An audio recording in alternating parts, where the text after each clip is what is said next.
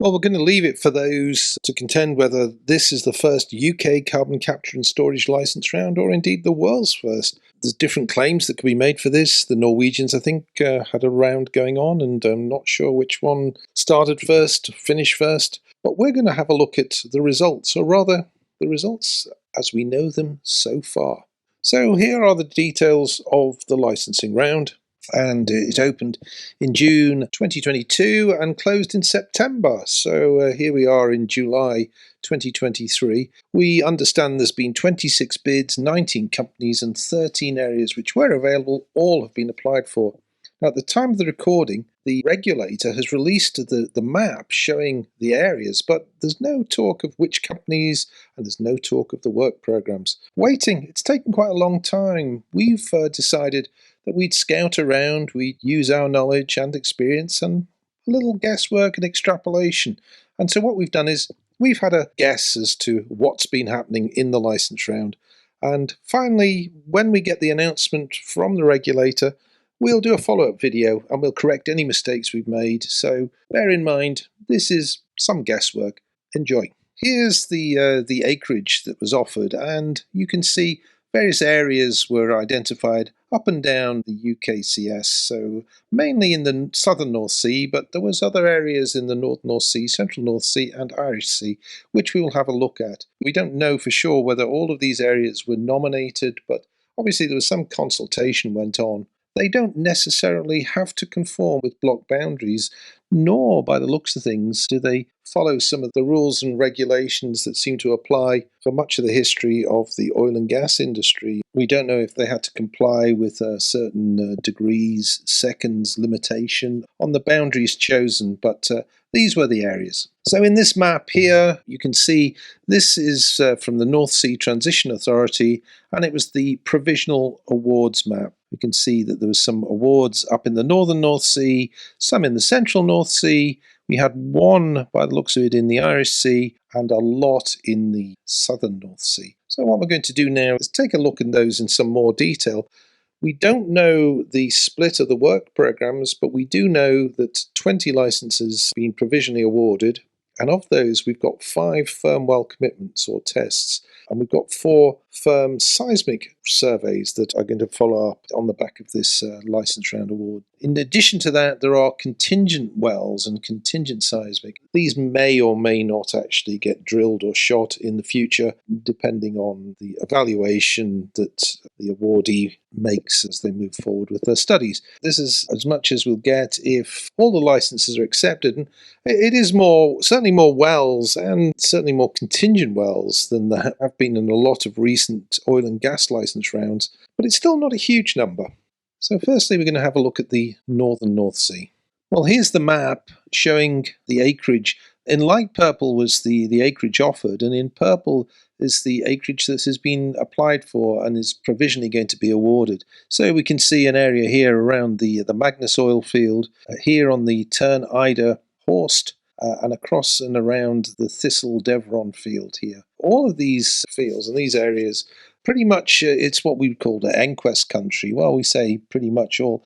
The Turn Ida is really in Taqa's backdraw. So what we know is that in the Magnus area, it'll be the Upper Jurassic Magnus sandstone would be the target, and probably in the rest of the areas, the Thistle, Turn Ida areas, it would be probably the Brent group. And there really aren't very many significant sands in the shallower section this far north in the basin. In the central North Sea, we're going to have a look at the awards that have been made here. So the area highlighted here in pink is the area that has already been awarded to the Acorn group. And this basically stretches from Goldeneye in the east all the way up to the Blake and Ross oil fields, still operated by Repsol Sinopec in the west. Goldeneye was kind of identified because it had an existing pipeline that had been recently pigged, and it was a newish line. This was studies done by the company Pale Blue Dot, which morphed into Storiga over time. There are 2 areas that were going to be licensed. One was known as May West. We think it's going to be awarded to Acorn, and they'll be targeting the Paleocene sandstones. We'll have a look at that in a little more detail shortly. And the second area is quite a small area. It's here centered around the Hannay oil field, which was never developed, never produced. And it's an extension of the existing acreage here. We believe that this area here is really targeting injection into the lower Jurassic Copperfic sands. This area to the north here, the May East area, is actually serviced by the Miller pipeline, which is the Miller field I'm highlighting just here. And it's got special steel, so it would be right for the position. Acorn, technical developer is Shell, and the lead developer is Storiga. So the idea would be that initial operations would start around the Goldeneye area, move towards the Atlantic area, Atlantic Cromarty, and then in time, the expectation would be that both Blake and Ross would be decommissioned before actually going into this area and trying to inject into these sands. So there's a long-term view being taken onto the subsurface picture here, and Hannay we think is just an extension of that. So looking a little bit at the geology here, we talked about the May area, the May sandstones, and here's the area highlighted here, and it's really in amongst this Paleocene. This is the 40s level, but shows where these sands are developed. Now, some of the May can be slightly younger than 40s. There's Balmoral, all sorts of different names in here, but the general idea is you see these massive sand systems that are building out from the shelf, from the high ground at the Highlands and the Shetland and Orkney Islands area. Over time during the Paleocene, these systems were building out a series of submarine fans into the North Sea basin. Another target would be this target for the Central North Sea Area 2, which is located here. And basically all of the Acorn acreage looks like it's targeting this lower Jurassic sandstone channel system that comes out through the Moray Firth Basin here, and locally known as the Captain Sands. Here they are in the early Cretaceous. Now let's turn our attention to the Irish Sea. And in the Irish Sea, there's one existing development here. It's the HyNet area. The operator here is ENI, and then the area that was offered and indeed provisionally awarded is covering the Morecambe field here. Now that's Spirit Energy 100%, and we suspect it's 100% Spirit Energy moving forward. Now Morecambe has been a prolific producer, producing a lot in winter months, and then a real sort of turn down during the summer when demand is less. It's actually in the Sherwood, also known as the Ormskirk sandstone. We do understand there that you can't inject carbon dioxide at one end of the field and produce gas, methane at the other end. That's just not going to work. So really, we'd be looking at the carbon dioxide storage into this region post the decommissioning of the oil and gas facilities there. Now, still could reuse some of the platform facilities. ENI, they were awarded this region down here, which covers the Hamilton, Douglas, and Lennox areas. And in 2020, on a 6-year appraisal term, they plan to reuse and repurpose some of the existing facilities and indeed the reservoirs of the Hamilton North, and Lennox fields. Now, this is having a look at the HyNet project, and pause the video to have a look at this. But you can see that it's mainly looking at a combination of blue hydrogen with carbon capture and storage. So essentially it's grey hydrogen, but because they're capturing or planning on capturing the carbon and re-injecting that into the reservoirs, that's the definition of blue hydrogen. In this area, favourable again because there are significant port facilities in the Liverpool area, so offers the opportunity to import CO2 from further afield and actually then inject that into offshore stores. So this is a quick look at, this is the Morecambe. To the left here is a map showing the structure in the subsurface of the Morecambe field, I think it's South Morecambe. And here we see the North Morecambe field with some of the earlier exploration and appraisal wells shown. And here's the reservoir. Now this gas a lot of it has been produced now, so there'll be a depleted reservoir in here. And that's a look at the map in some more detail, just to see where the field is and some of the surrounding opportunities.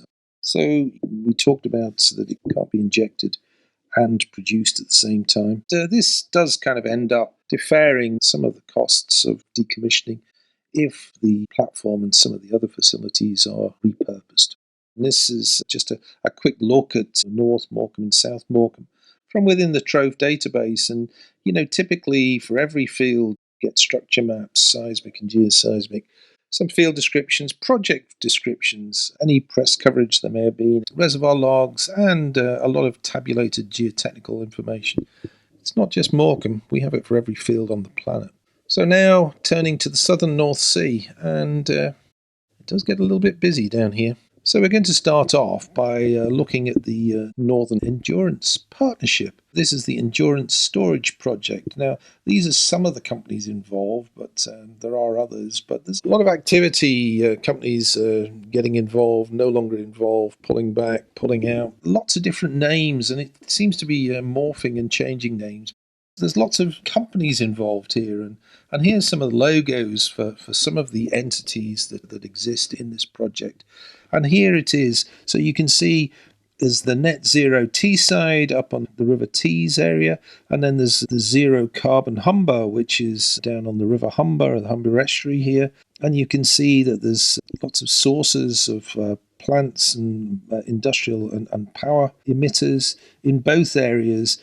Essentially, they would both be piped offshore, having been compressed, dried and compressed, sent offshore to a single facility here, and then injected into the endurance store. This is a map showing that there is actually quite a nice structure there. It's actually down in the Triassic.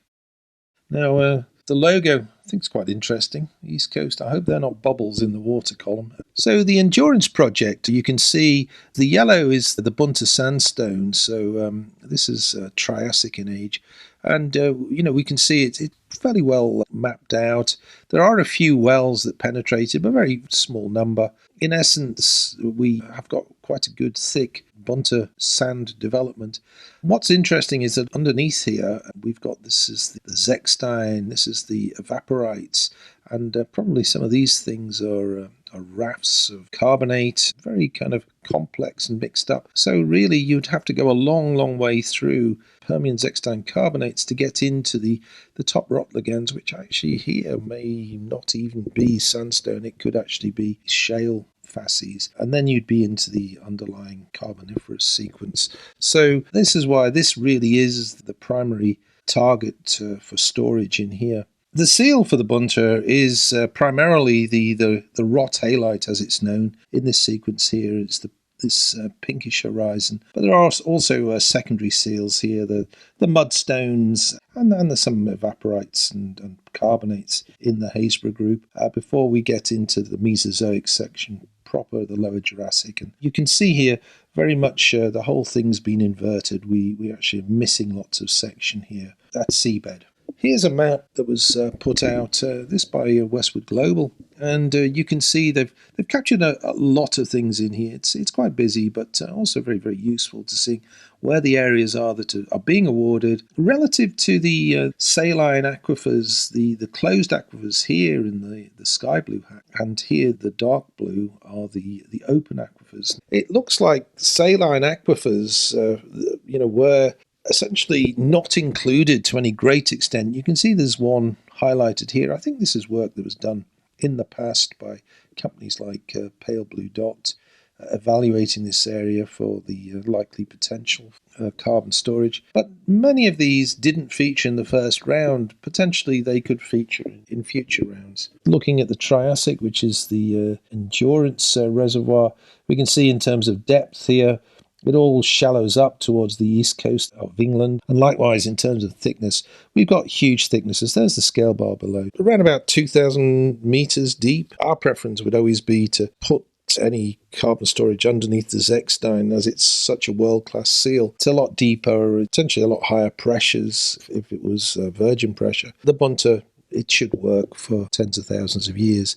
So in the southern North Sea, well, we've talked about the Northern Endurance Partnership, Endurance, and we've got a plan here for 5 injectors, all into the Triassic Bunter. This East Coast cluster, this is kind of an extension of it, one of the many names, targeting 2027 for first commercial operations. And then we also have the Viking CCS project, formerly known as the VNet Zero, and likewise targeting 2027 for first commercial operations underneath this world-class seal, which is the Zechstein. Now, we've got a lot of information on the geology of the oil and gas fields on the UKCS, but we also have every carbon capture and storage project worldwide, and looks at both the successes and the failures, and they're all in our TROVE worldwide CCS database. So please get in touch and get a demo. Looking at the southern North Sea, well, we've had a go as to who's going to be where. So you can see here we've got the pink are the existing licenses that have been awarded. And then in purple, well, we've had a go and sort of saying who might be involved here. Well, with Breyer being here, this could be Neptune Energy, or equally it could be the BP Equinor. So this is the Northern Endurance Partnership. So maybe they're involved in some of this. But Neptune, of course, have recently been taken out by Eni, so we don't know what's going to happen in the long term. We understand that this area here might also be awarded to Neptune Energy. Again, we're speculating, but we think in this region here, which is the sort of the Murdoch-Caister area, is that going to be another build out here? And here's down to the south here, Harbour Energy. Have they gone for this Audrey block to actually as a build out for that Viking CCS project? We suspect it's Perenco and Carbon Catalyst actually down here in this region. Likewise, Eni, pretty sure they've gone with Hewitt down here. There is the Camelot area, which we know from a press release is going to be going to Synergia Energy and Wintershall Dea. Finally, Perenco, we think that this is a sort of an area that they're looking, quite close to shore. Is this a region where they could identify perhaps saline aquifers in time to come? So that's the state of play at the minute. That's our estimates and guesses for what might be going on. We will know in the fullness of time, and we'll update this video. There's the press release, which is from the Wintershall Synergia application, and gives some more details of what's going on there. Pause the video. Here's the overview. So watch this space for the update. The way forward? Well, the way forward is that this is going to be a regulated industry. And what that means is that companies will have their profits regulated. They'll be able to make a return, but it will be controlled by an administrator or a regulator. We don't yet know what the cost of carbon is. And this is really one of the biggest unknowns out there. $50 a ton? More? Less? Who knows?